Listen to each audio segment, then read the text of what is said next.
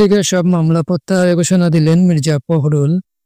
বিএনপির মহাসচিব মির্জা ফখরুল ইসলাম আলমগীর বলেছেন, তাদের দল প্রতিশোধ বা প্রতিহিংসার রাজনীতি চায় না।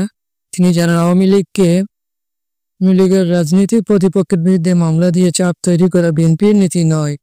আওয়ামী লীগের নামে থাকা সব মামলাই তুলে নেওয়ার পরিকল্পনার কথা উল্লেখ করেন তিনি। মঙ্গলবার 11 নভেম্বর বিকেলে সদর উপজেলার শাপলা সরকারি প্রাথমিক বিদ্যালয় মাঠে আয়োজিত মতবিনিময় সভায় তিনি এসব কথা বলেন। তিনি আরও বলেন, জামায়াত সহ কয়েকটি রাজনৈতিক দল জোর করে তাদের দাবি আদায়ের চেষ্টা করছে। তারা পিআর গণভোটের কথা বললেও বিএনপি এ প্রক্রিয়া গ্রহণযোগ্য মনে করে না এবং মানতে রাজি নয়।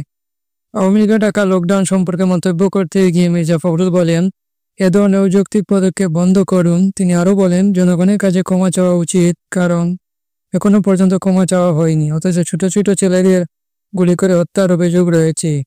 বিএনপির মহাসচিব জানান, তাদের দল প্রতিহিংসার পথে যেতে চায় না, বরং শান্তির রাজনীতি প্রতিষ্ঠা করতে চায়। এ কারণেই তারা নির্বাচনের দাবি জানিয়ে আসছেন। সভায় জেলা বিএনপির সভাপতি মির্জা ফখরুল, ফয়সাল আমিন, সাধারণ সম্পাদক পয়গাম আলী সহ স্থানীয় নেতা কর্মীরা উপস্থিত ছিলেন।